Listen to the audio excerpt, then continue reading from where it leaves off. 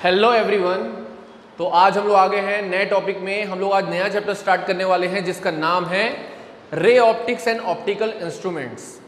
ठीक है, आप लोग को बता देता हूं कि ये जो हमारा चैप्टर है इसका वेटेज फिजिक्स में क्लास 12 में सबसे ज़्यादा है। ठीक है, अगर आप लोग ओरिजिनल पैटर्न में जाएंगे तो इसमें लगभग 14 मार्क्स के क्वेश्चन दोनों चैप्टर को मिला के आते हैं, इसलिए इसका वेटेज सबसे ज़्यादा है और सबसे स्कोरिंग चैप्टर माना जाता है हमारा ray optics and optical instruments. इसको भी क्या किया गया है, दो पार्ट्स में डिवाइड किया गया है। जो हमारा पहला चैप्टर है वो है ray optics and optical instrument, दूसरा है वे ऑप्टिक्स। ठीक है, तो ये जो हम लोग पढ़ने वाले हैं आज कौन सा है, ray optics and optical instruments पढ़ने वाले हैं, फर्स्ट चैप्टर इसका। ठीक है, ये चैप्टर को स्टार्ट करने से पहले हमको क्या करना है, बेसिक बिल्ड करना बहुत जरूरी है। ठीक है, तो इससे पहले कि हम क्या करें, इस चैप्टर को स्टार्ट करें, सबसे पहला टर्म जो आता है हम लोग को वो होता है ऑप्टिक्स।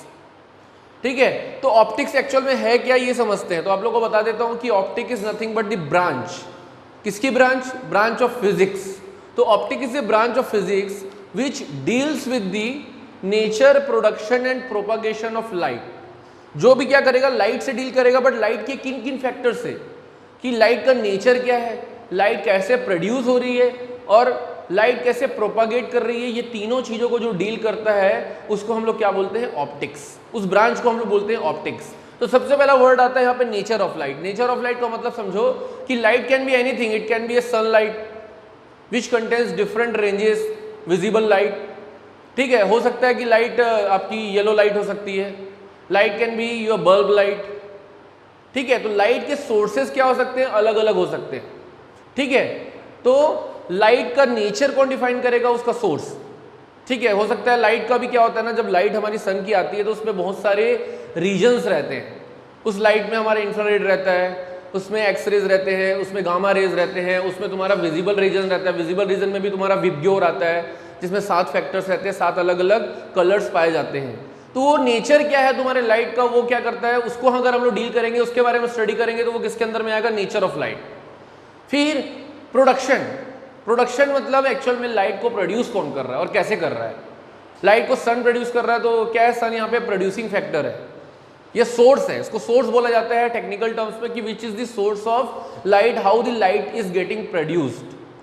ठीक है, तो उन फैक्टर से डील करेंगे कि कैसे प्रोड्यूस हो रहा है, तो वो किसके अंदर में आता है, प्रोडक्शन। फिर लास्ट में आता है प्रोपगेशन ऑफ लाइट। इस जनरली चैप्टर में हम लोग मोस्ट ऑफ द टॉपिक्स जो डील करेंगे वो किससे करेंगे, प्रोपागेशन ऑफ लाइट। प्रोपागेशन का मतलब होता है कि किसी भी मीडियम में ट्रैवल करना। लाइट जब क्या करेगी, किसी मीडियम में ट्रैवल करेगी, या एक मीडियम से दूसरे मीडियम में ट्रैवल करेगी, या मल्टीपल मीडियम्स में ट्रैवल करेगी, तो किस तरीके से बिहेव करती है उसको हम लोग क्या बोलेंगे, प्रोपागेशन ऑफ लाइट। तो इन सारे चीजों को जो डील करेगा वो कौन सी ब्रांच कहलाएगी, तुम्हारी ऑप्टिक्स। और अभी आप लोगों को मैं बताया कि ऑप्टिक्स को बेसिकली 2 ब्रांचेस में डिवाइड किया गया है। पहला है तुम्हारा रे ऑप्टिक्स, दूसरा है तुम्हारा वेव ऑप्टिक्स। तो सबसे पहले समझते हैं कि रे ऑप्टिक्स क्या होता है। ऐसी ब्रांच किसकी, ऑप्टिक्स की, जो कि डील करती है किसकी, पार्टिकल नेचर ऑफ लाइट से। लाइट को as a particle nature, basically आप लोगों को बता देता हूं कि लाइट के 2 नेचर्स होते हैं, एक होता है वेव नेचर, एक होता है पार्टिकल नेचर। तो ये आप लोग पढ़ेंगे, ड्यूअल नेचर ऑफ रेडिएशन करके एक चैप्टर है, उसमें डिटेल में पढ़ेंगे। बट आप ये समझ लीजिए कि 2 नेचर होता है। तो यहाँ पे जो रे ऑप्टिक्स है वो पार्टिकल नेचर के ऊपर डील करता है। साथ में क्या है, ये रेक्टिलिनियर मोशन को देखता है। रेक्टिलिनियर मोशन मतलब कि लाइट को हम ये मानेंगे कि वो स्ट्रेटली फॉल करती है, तो वो रेक्टिलिनियर मोशन कहता है, यानी कि स्ट्रेट पाथ, यानी कि 1 डायमेंशनल मोशन ट्रैवल करती है कौन, लाइट। साथ में यहाँ पे 2 जो फिनोमिनन बेसिकली हम लोग अच्छे से डील करने वाले हैं वो कौन कौन सा है, तुम्हारा रिफ्लेक्शन एंड रिफ्रैक्शन। ये किसके अंदर में आता है, तुम्हारा रे ऑप्टिक्स के अंदर में आता है। और भी फिनोमिनन होते हैं जैसे टोटल इंटरनल रिफ्लेक्शन, सब इसी का पार्ट है। फिर सेकेंड जो ब्रांच आती है वो क्या आती है तुम लोग की, वेव ऑप्टिक्स। वेव ऑप्टिक्स क्या होता है, जो कि डील करता है वेव नेचर ऑफ लाइट से। ये तो नाम से ही समझ आ रहा है कि वेव ऑप्टिक्स है तो वेव नेचर से ही डील करेगा। साथ में यहाँ पे जो फिनोमिनन हम लोग जो डील करने वाले हैं वो कौन कौन से हैं, इंटरफेरेंस है, डिफ्रैक्शन है और पोलराइजेशन है। ठीक है, तो ऐसे डरने की जरूरत नहीं है, ये अभी हम सब टर्म को सुन रहे हैं, इसको बहुत डिटेल में हम लोग किस में पढ़ेंगे, वेव ऑप्टिक्स में जब अपन चैप्टर स्टार्ट करेंगे तब पढ़ेंगे। तो हमको बस ये याद रखना है अभी इतना कि इंटरफेरेंस, डिफ्रैक्शन और पोलराइजेशन, ये तीनों किसके फिनोमिनन है, वेव ऑप्टिक्स के, जो कि वेव ऑप्टिक्स टॉपिक में डील किया जाता है। तो ये था किसके बारे में, ऑप्टिक्स के बारे में। लेकिन अब हम समझते हैं कि ऑप्टिक्स के बाद क्या चीज है जिसके बारे में इतना डिटेल स्टडी की जा रही है। दोनों नेचर, हम लाइट के बारे में बात कर रहे हैं, तो लाइट क्या है, लाइट का क्या इंपॉर्टेंस है।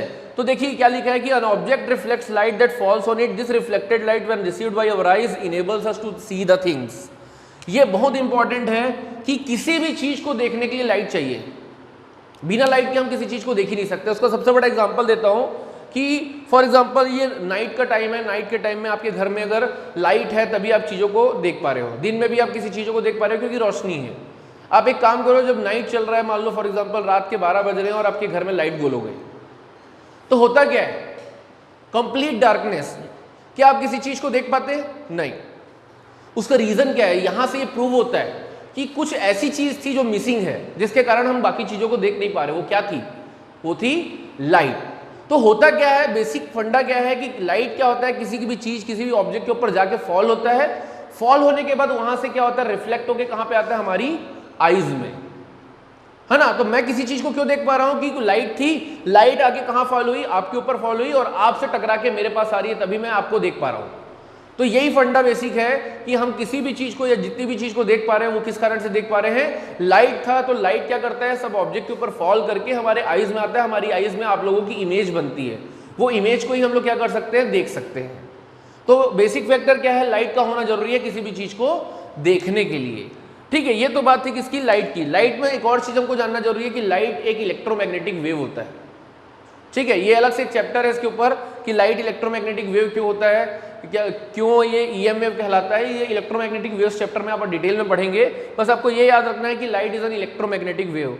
साथ में आपको ये पता होना चाहिए, क्योंकि बेसिकली लाइट के विजिबल रीजन के बारे में हम ज़्यादा डील करने वाले हैं। तो जो विजिबल लाइट होती है, इसकी वेवलेंथ जो होती है 4000 से 7500 कितना होता है, एंगस्ट्रॉम। वेवलेंथ को जनरली एंगस्ट्रॉम यूनिट से मेजर किया जाता है, यानी कि 10⁻⁻10। ये आप लोगों को पता होना चाहिए कि वेवलेंथ इसकी कहां से कहां तक वेरी करती है, 4000 से 7500 एंगस्ट्रॉम। ये इंपॉर्टेंट चीज है जो आपको याद रखना है। अब ये समझना है, चलो ठीक है, ये तो मेरे को समझ आ गया लाइट क्या है, लाइट का इंपॉर्टेंस क्या है। बट अगली चीज मेरे को क्या समझनी है कि लाइट कैसे बिहेव करेगा जब वो किसी के ऊपर फॉल करता है। मैंने अभी आपको बताया कि लाइट आपके ऊपर फॉल हो रहा है और तभी मैं आपको देख पा रहा हूं। बट क्वेश्चन आता है कि जब लाइट किसी ऑब्जेक्ट के ऊपर फॉल होता है तो क्या क्या हो सकता है। हम अगर टॉपिक को पढ़ना चाह रहे हैं, हम रिफ्लेक्शन को डील करना चाह रहे हैं, पर ये तो पता चले ना कि लाइट जब भी किसी ऑब्जेक्ट के ऊपर फॉल होगा तो क्या क्या पॉसिबिलिटीज है। ठीक है, तो उसी चीज को देखते हैं कि मैं मान लेता हूं this is a surface, this is a surface, मैं अज्यूम कर लेता से ग्लास सरफेस या ट्रांसपेरेंट सरफेस। तो होगा क्या, इस पर्टिकुलर सरफेस का कुछ नॉर्मल होगा। नॉर्मल मतलब ये सरफेस है तो इसका नॉर्मल यही होगा ना। तो ये एक नॉर्मल है, मैंने जस्ट ड्रॉ करके रखा हुआ है। नॉर्मल इसलिए ड्रॉ किया जाता है जहां पे लाइट एक्चुअल में जाके इंसिडेंट होती है। तो मैंने माना कि जो लाइट हमारी आके फॉल हो रही है उसको बोला जाता है इंसिडेंट रे। जो आ रही है वो इंसिडेंट, तो मैं क्या बोला आपको, जो इंसिडेंट रे आके फॉल हो रही है वो यहाँ पे टकराई किसमें, इस सरफेस में। ठीक है, टकराने के बाद क्या होती है, वो क्या क्या हो सकता है, यहीं पे मेन है। यहाँ पे 3 चीजें हो सकती है उस लाइट के साथ। पहली क्या होगी, वो लाइट टकराने के बाद बाउंस बैक हो जाएगी सेम मीडियम में। मीडियम 1 से आई और मीडियम 1 में चले गई। तो जब भी क्या होती है, रे जब तुम्हारी बाउंस बैक हो जाती है उसको बोला जाता है रिफ्लेक्शन। क्या बोलते हैं उसको, रिफ्लेक्शन। और इस जो लाइट जो जाती है उसको बोला जाता है रिफ्लेक्टेड रे। ठीक है, और हमेशा याद रखना है कि नॉर्मल इसीलिए बनाया जाता है कि मैं दिखाना चाहता हूं कि ये तुम्हारा एंगल बन रहा है जो कि नॉर्मल के साथ बनाता है, this is called the incident angle. और ये जो एंगल बन रहा है this is called the reflected angle. ठीक है, ये दोनों इक्वल होता है, ये लॉ में हम पढ़ेंगे, बट अभी पता होना चाहिए कि this is the incident ray, this is the reflected ray. तो पहला फिनोमिनन क्या हुआ कि लाइट रिफ्लेक्शन हुआ लाइट का। दूसरा क्या पॉसिबिलिटी है कि लाइट जो है ना वो ट्रांसपेरेंट मीडियम को क्या कर दी, पेनिट्रेट करके निकल गई। तो पेनिट्रेट करके जो पास होके निकलती है उसको बोला जाता है रिफ्रैक्शन। जब भी लाइट क्या करती है, किसी मीडियम को या किसी पर्टिकुलर मीडियम को पास करके निकल जाती है तो that is called the refraction. ठीक है, तो ये दिख रहा है आप लोगों को रिफ्रैक्टेड रे। तीसरा जो चीज हमको नहीं समझ आता है वो है अब्जॉर्प्शन। ऐसा भी होता है कि वो लाइट जो मीडियम है जिस पे लाइट फॉल कर रही है वो कुछ ना कुछ क्या किया होगा, अब्जॉर्ब किया होगा। क्या किया होगा, अब्जॉर्ब। तो ये 3 फिनोमिनन बेसिकली होते हैं। तो ये चीज नीचे लिखी हुई है आप लोग को कि रिफ्लेक्शन मतलब bouncing back in the first medium, refraction मतलब transmitted into the second medium through change direction. उसके बाद नेक्स्ट क्या है, अब्जॉर्प्शन। है ना। सबसे पहले चीज जो हम लोग डील करेंगे डिटेल में वो क्या होगा, हमारा रिफ्लेक्शन। क्लियर है। तो अब हम लोग आगे हैं रिफ्लेक्शन पे। तो रिफ्लेक्शन के बारे में बात करते हैं डिटेल में कि reflection is the phenomenon of bouncing back of light. यही वर्ड हमारा इंपॉर्टेंट है कि अगर हम लोग क्या कर रहे हैं, एक मीडियम से लाइट तुम्हारी ट्रैवल कर रही है और वापस इस सेम मीडियम में रिफ्लेक्ट बैक हो जाए या बाउंस बैक हो जाए, उसी को हम लोग क्या बोलते हैं, रिफ्लेक्शन। क्लियर है। अब रिफ्लेक्शन भी जनरली दो टाइप्स का होता है, एक होता है रेगुलर या जिसको स्पेक्युलर भी बोलते हैं, और दूसरा होता है इरेगुलर जिसको डिफ्यूज भी बोलते हैं। ठीक है, ये दो टाइप का रिफ्लेक्शन होता है जो कि डिपेंड करता है किसके ऊपर, बेसिकली वो डिपेंड करता है सरफेस के ऊपर जिस पे वो गिर रहा है। और अगर देखा जाए कि आज के टाइम में मोस्ट ऑफ द सरफेसेस जो रहती हैं वो रफ रहती हैं, ऐसा जरूरी नहीं कि हर सरफेस प्लेन या स्मूथ हो। ठीक है, तो वैसे केसेस में कौन सा टाइप का रिफ्लेक्शन होगा, हमारा डिफ्यूज होगा। जबकि हमारा कोई पॉलिश सरफेस होगा या स्मूथ सरफेस होगा, जैसे कि मिरर हो गया या ग्लासेस होंगे, वहां पे कौन सा रिफ्लेक्शन होगा, रेगुलर या स्पेक्युलर होगा। तो चलो देखते हैं इसके बारे में। सबसे पहले देखते हैं रेगुलर या स्पेक्युलर रिफ्लेक्शन, कि जब भी आपका सरफेस स्मूथ या पॉलिश रहता है तब कौन सा होता है, रेगुलर या स्पेक्युलर। ठीक है, और इसको क्यों बोलते हैं कि ये रेगुलर हो रहा है, क्योंकि होता क्या है ना, जब भी रेज हमारी पैरेलल आती है, पैरेलल का मतलब ये रे आई, इसके एक और पैरेलल आई, इसके एक और पैरेलल आई, तीनों पैरेलल आके गिरी किस पे, सरफेस पे। कौन से सरफेस पे, रेगुलर सरफेस पे। तो वो रिफ्लेक्ट होने के बाद भी तीनों आपस में क्या रहेंगी, पैरेलल रहेंगी। जब भी आ रही है पैरेलल तो जा भी रही है पैरेलल। तो इसी पर्टिकुलर फिनोमिनन को हम लोग बोलते हैं रेगुलर रिफ्लेक्शन। ठीक है, इसके बाद देखिए दूसरे वाले में, इरेगुलर में, कि सरफेस जो रहता है अगर रफ रहता है तब उस केस में हमारा जो रिफ्लेक्शन होगा वो कौन सा होगा, इरेगुलर, या जिसको डिफ्यूज भी बोलेंगे। अब इसमें क्या है, पैरेलल रेज आ तो रही हैं, पैरेलल रेज आ तो रही है। देखो इसमें ना ये भी है कि लॉज ऑफ रिफ्लेक्शन फॉलो हो रहे हैं, बट सरफेस क्या है तुम्हारा, रफ है। मान लो इस सरफेस का नॉर्मल ड्रॉ करोगे तो सीधा होगा, तो ये चले गया। इस सरफेस का नॉर्मल ड्रॉ करोगे तो कैसा हो जाएगा, थोड़ा टेढ़ा, नॉर्मली टेढ़ा हो जाएगा, क्योंकि सरफेस टेढ़ा है तो रिफ्लेक्शन होकर वो बाहर जाएगा। फिर ये वाले सरफेस का नॉर्मल ड्रॉ करोगे तो वो थोड़ा टेढ़ा हो जाएगा, तो रिफ्लेक्ट होकर जाएगा। तो होगा क्या कि भले पैरेलल आए रे, लेकिन जाएगी अलग अलग डायरेक्शन में। तो इस टाइप के केसेस में जहां पे सरफेस रफ रहता है तो उसको हम लोग क्या बोलते हैं, डिफ्यूज रिफ्लेक्शन। ठीक है, क्योंकि रेज जो है वो पैरेलल नहीं जाती है रिफ्लेक्ट होने के बाद। ठीक है, ये तो क्या था तुम्हारे रिफ्लेक्शन के दो टाइप्स। अब जो चीज हम लोग अप्लाई करने वाले हैं और जो कि यूनिवर्सल ट्रूथ है वो क्या होता है तुम्हारा, लॉज ऑफ रिफ्लेक्शंस। ठीक है, क्लास 10th में आप लोग अच्छे से पढ़े हो, बट स्टिल रिकॉल करना हमारा क्या बनता है, कर्तव्य बनता है। तो हम लोग क्या करते हैं, अपने कर्तव्य को पूरा करते हुए लॉज ऑफ रिफ्लेक्शन देखते हैं। Basically there is a mirror, we are, देखो लॉ ऑफ रिफ्लेक्शन में आपको ना स्मूथ सरफेस या पॉलिश सरफेस या रेगुलर सरफेस पे दिखाऊंगा। ठीक है, तो रेगुलर सरफेस में सबसे बड़ा एग्जांपल होता है मिरर का, जो सबसे ज्यादा पॉपुलर है। इसलिए मैंने क्या किया, एक मिरर लिया यहाँ पे। मिरर लेने के बाद मैंने क्या किया, इंसिडेंट रे को फॉल करवाया। इंसिडेंट रे फॉल होने के बाद क्या हो गया, रिफ्लेक्ट हो गई। ठीक है, ये जो पॉइंट है जहां पे तुम्हारा क्या हो रहा है, इंसिडेंट रे आके स्ट्राइक कर रही है, इस पॉइंट को बोला जाता है पॉइंट ऑफ इंसिडेंस। इसी को बोला जाता है पॉइंट ऑफ इंसिडेंस, क्योंकि जहां पे आके स्ट्राइक कर रहा है उसी को हम लोग बोलेंगे पॉइंट ऑफ इंसिडेंस। तो इंसिडेंट रे क्या हुआ, पॉइंट ऑफ इंसिडेंस में आई, रिफ्लेक्ट होके चले गई। अब मैं क्या करूंगा, पॉइंट ऑफ इंसिडेंस में ही एक नॉर्मल ड्रॉ करूंगा। तो मैं नॉर्मल ड्रॉ करूंगा तो मैंने कर दिया। अब यहां पे क्या होता है ना, जो भी तुम्हारी इंसिडेंट रे इस नॉर्मल से एंगल बनाएगी उसको हम लोग क्या बोलेंगे, एंगल आई, या उसको बोलते हैं हम लोग इंसिडेंस एंगल। ये एंगल आई हमारा क्या है, इंसिडेंस एंगल। इसके बाद जो तुम्हारा ये रिफ्लेक्टेड रे है वो तुम्हारा नॉर्मल से जो एंगल बनाएगा उसको बोलेंगे हम लोग रिफ्लेक्टेड एंगल। ठीक है, तो ये थी टर्मिनोलॉजी। अब हमारा दो लॉ क्या बोलता है वो देखते हैं। फर्स्ट लॉ बोलता है the angle of incidence is equal to the angle of reflection. ये बहुत इजी टू अंडरस्टैंड है, कोई बड़ी चीज नहीं है कि एंगल ऑफ इंसिडेंस जो है वो किसके इक्वल है, एंगल ऑफ रिफ्लेक्शन के। एम्पली क्लियर है, इसमें कोई दिमाग लगाने का बात ही नहीं है। दूसरा जो आता है पॉइंट वो क्या बोलता था, incident ray, reflected ray and normal to the point of incidence. ये वर्ड बहुत जरूरी है कि नॉर्मल कहां पे, to the point of incidence. तीनों कहां पे लाई करेंगे, सेम प्लेन पे लाई करेंगे। इसको लोग कभी कभी इमेजिन नहीं कर पाते, मैं आप लोगों को समझा देता हूं। For example, this is the plane where the light is falling, this is the plane where light is falling. तो incident ray, reflected ray and normal तीनों इसी प्लेन पे लाई करते हैं। इसी को बोला जाता है तुम्हारा सेकेंड लॉ ऑफ रिफ्लेक्शन। ठीक है, तो this are the two laws of reflection. Clear है। तो आफ्टर द रिफ्लेक्शन अब हम लोग बात करते हैं मिरर के बारे में। जो मिरर होता है वो क्या करता है, तुम्हारा रिफ्लेक्ट करता है किसी भी लाइट को, रे ऑफ लाइट को, ठीक है। लेकिन मिरर भी कितने टाइप्स के होते हैं, यहाँ पे 2 टाइप्स के होते हैं मिरर। एक होता है प्लेन मिरर, दूसरा होता है स्फेरिकल मिरर, ठीक है। इसके और भी टाइप्स हैं, लेकिन हम लोग जो डील करने वाले मेनली वो कौन कौन से हैं, प्लेन और स्फेरिकल, ठीक है। तो सबसे पहले बात करेंगे प्लेन मिरर के बारे में, फिर धीरे से आएंगे स्फेरिकल के मिरर के बारे में। मैं अभी डायरेक्ट आपको अच्छे से डील करने वाला हूँ दोनों को डिटेल में। प्लेन मिरर क्या होता है, एनी मिरर जो कि क्या करे, इस फॉलोइंग कैरेक्टरिस्टिक्स को फॉलो करे, तब उसको मैं क्या कह सकता हूँ, प्लेन मिरर।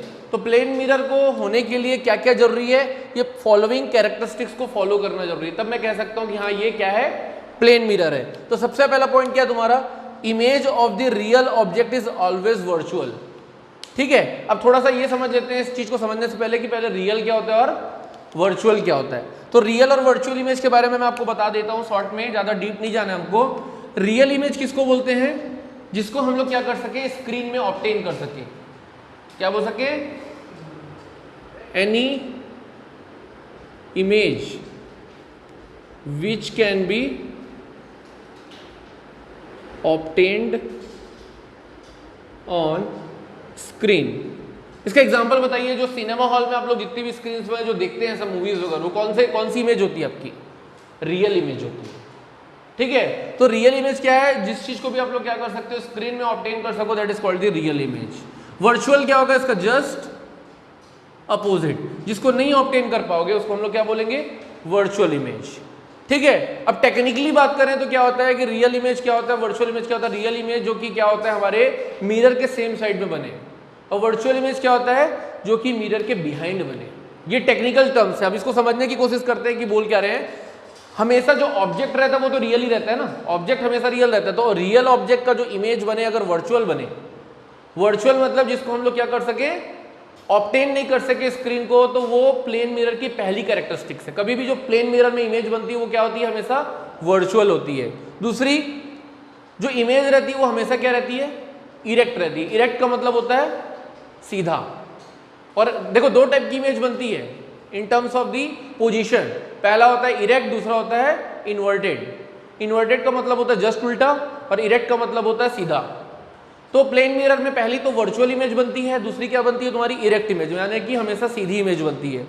तीसरी चीज, size of the image is equal to the size of the object. सबसे अच्छी बात इसकी यही है, अच्छी बात है कि बुरी बात है, दोनों हो सकता है कि यही इसका फायदा भी बनता है, यही इसका घाटा भी बन सकता है। अगर मैं क्या करूंगा, मिरर के सामने जाऊंगा तो मेरा जितना साइज है उतना ही दिखेगा, बड़ा या छोटा नहीं हो जाता, ठीक है। तो ये इसकी थर्ड कैरेक्टरिस्टिक्स है। चौथी, image form behind the mirror, ये मैं आप लोगों को बताया था, ये अभी एक्सप्लेन करूंगा वहां पे, ठीक है। और लास्ट जो होता है वो होता है अंडरगोज लेटरल इन्वर्जन। ये एमसीक्यू के लिए बहुत इंपॉर्टेंट पॉइंट है कि लेटरल इन्वर्जन कौन सी इमेज या कौन से पर्टिकुलर मिरर से होता है। तो आप लोगों को याद रखना है, प्लेन मिरर से हमारा लेटरल इन्वर्जन होता है। अब लेटरल इन्वर्जन क्या होता है वो समझते हैं। अगर मैं मिरर के सामने खड़ा होता हूं तो आपको भी पता है कि मेरा लेफ्ट वाला राइट में दिखता है, राइट वाला लेफ्ट में दिखता है। तो ये जो प्रोसेस है हमारा, कि हमारा जस्ट कंप्लीट लेटरली इन्वर्ट होना, यानी कि हमारा राइट हैंड लेफ्ट में दिखना और लेफ्ट हैंड राइट में दिखना, इसी प्रोसेस को ही बोला जाता है लेटरल इन्वर्जन, जो कि किस में होता है, ये प्लेन मिरर में। तो चलो ये प्लेन मिरर के इतनी कैरेक्टरिस्टिक्स को वेरीफाई करते हैं एक डायग्राम से। वो देखिए आपको वो जो डॉट दिख रहा है आप लोग का, वो शेडेड पोर्शन, वो आप लोग का ब्लैक कलर का, वो क्या है, हमारा प्लेन मिरर। ये हमारा क्या रखा हुआ है यहाँ पे, this is the plane mirror. ये हमारा ऑब्जेक्ट रखा है, मैंने जानबूझ के इसको ABCD करके लिखा हुआ है। मैं आपको ये दिखाना चाह रहा हूँ कैसे लेटरली इन्वर्ट हो जाता है, ठीक है। ABCD है, वहां से क्या हुआ तुम्हारा, रेज आई। रेज मतलब ऑब्वियसली बात है, लाइट फॉल होती है, वो लाइट किस में आएगी, मिरर में आएगी। मिरर में फॉल होकर वो एक्चुअल में जाती कहाँ पे, हमारे आईज में।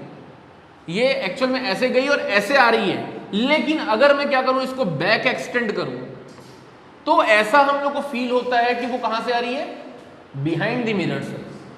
और बिहाइंड द मिरर में देखिए कैसे बनेगी इमेज, ये ABCD था, वहां पे क्या हो गया, ABCD, जस्ट लेटरली इन्वर्ट हुआ कि नहीं, आपको देख के भी समझ आ रहा होगा काउंटिंग से, ABCD, वहां पे क्या हो गया, ABCD हो गया। तो ये क्या दिखाना चाह रहा है आपको, लेटरल इन्वर्जन, कि लेफ्ट वाला राइट में आ गया, राइट वाला लेफ्ट में आ गया। और हमको ये आईज हमारी है, हम ऐसा फील करते हैं कि यार हमारी पूरी जो इमेज है वो क्या हो गई, ये पलट गई है। सही बात है कि नहीं। तो और दूसरी चीज, साइज जितना था साइज आज भी उतना ही है, थोड़ा बहुत टेक्निकल एरर देख लेना, वो चलता है डायग्राम में, लेकिन वैसे मैं आपको बता देता हूँ कि size of the image and object both are same. तो ये कैरेक्टरिस्टिक्स अगर कोई भी क्या होगा, इमेज फॉलो करेगी, कि कोई भी मिरर में ये चीज़ फॉलो होगी तो हम क्या बोलेंगे उसको, प्लेन मिरर। अब बात करते हैं स्फेरिकल मिरर। जनरली क्या होता है ना, कोई जरूरी नहीं कि हमेशा हमको सेम, मेन लिमिटेशन क्या है इसका, यही वाला पॉइंट है कि size of the image is equal to the size of the object. ये सबसे बड़ा लिमिटेशन भी बन जाता है इसका। एडवांटेज भी है जब हमको अपना चेहरा देखना है, लेकिन डिसएडवांटेज कब हो जाता है कि अगर मैं चाहता हूँ एक लार्ज व्यू को छोटे से मिरर में देखना, तो वो इसमें पॉसिबल है क्या, नहीं है। दूसरी चीज, मैं चाहता हूँ किसी चीज को मैग्नीफाई करके एकदम डिटेल में देखना, छोटे किसी पर्टिकुलर एरिया को, तो पॉसिबल है क्या, नहीं है। उसके लिए फिर हमको मजबूरी में क्या करना पड़ता है, एक नया टाइप का मिरर देखना पड़ता है, जिसको बोलते हैं हम लोग स्फेरिकल मिरर। अब वो स्फेरिकल मिरर है क्या एक्चुअल में, कि एक्चुअल में एक स्फीयर होता है, ग्लास स्फीयर, जिसको हॉलो स्फीयर बोलते हैं, है ना। वो हॉलो स्फेरिकल मिरर होता है, उसको अगर मैं काट दूं किसी भी एक सेक्शन से, मैंने क्या किया, इसको एक प्लेन से कट कर दिया, तो जो हमारा पोर्शन बनेगा वो कुछ इस तरीके से दिखेगा। सही बात है कि नहीं। टेनिस बॉल को आप काटोगे तो कैसा दिखता है, अंदर में ऐसा सी टाइप का दिखता है कि नहीं। अब ये सी टाइप जो है ना, यही दो प्रकार का मिरर बन सकता है। ये सी जो है हमारा दो प्रकार का मिरर बन सकता है, बट डिपेंड करता है पेंट किधर करेंगे, और दूसरा हमारा रिफ्लेक्टिंग सरफेस कौन सा होगा। तो उसी के बेस पे हमारे दो टाइप के मिरर बनते हैं। पहले समझते हैं, ये तुम्हारा सी टाइप का बन गया। अगर देखिए वहां पे कि अगर मैं आउटसाइड एरिया को पेंट कर दूं, इस पर्टिकुलर मिरर के सेक्शन के आउटसाइड एरिया को पेंट कर दूं, अंदर वाला रिफ्लेक्टिंग बन जाएगा, और अंदर वाला रिफ्लेक्टिंग बन जाएगा तो उस टाइप के मिरर को हम लोग बोलते हैं कॉन्केव मिरर। क्या बोलते हैं, कॉन्केव मिरर, जिसमें अंदर का पोर्शन क्या रहता है, रिफ्लेक्टिंग रहता है। इसी का जस्ट अपोजिट होता है, अगर मैं बाहर वाले को ना रिफ्लेक्ट करके अंदर वाले को क्या कर दूं, पेंट कर दूं, अंदर वाले को पेंट कर दूं और बाहर वाला तुम्हारा रिफ्लेक्टिंग हो जाए, तो उसको हम कौन सा मिरर बोलते हैं, कॉन्वेक्स मिरर। ठीक है। एक और लास्ट आज का तुम लोग को बता देता हूं, बाकी हम नेक्स्ट लेक्चर में स्फेरिकल मिरर के टर्मिनोलॉजीज और उसको डिटेल में पढ़ने वाले हैं। लास्ट चीज तुम लोग को बता देता हूं कि आप लोगों की जो बाइक्स होती हैं या जो कार होते हैं, उसमें जो रियर व्यू मिरर होता है, जो बाजू में दिखता है, हम लोग पीछे देखते हैं नहीं कि कोई आ रहा है क्या, तो वो देखने वाला मिरर हमारा कौन सा है, वो हमारा कॉन्वेक्स मिरर है, ना कि प्लेन मिरर। क्योंकि वहां पे क्या होता है कि आपको लार्ज व्यू पीछे का किस में दिखता है, उस छोटे से मिरर में। तो that is an example of spherical mirror and also convex mirror. Clear है। तो ये एडवांटेज है हमारे स्फेरिकल मिरर्स का, इसका एप्लीकेशन पार्ट बहुत ज्यादा है। तो आज के लेक्चर को हम क्या करते हैं, यहीं पे एंड करते हैं। और if you like this lecture then don't forget to subscribe my YouTube channel the Rajat sir. Thank you, have a nice day, that's it.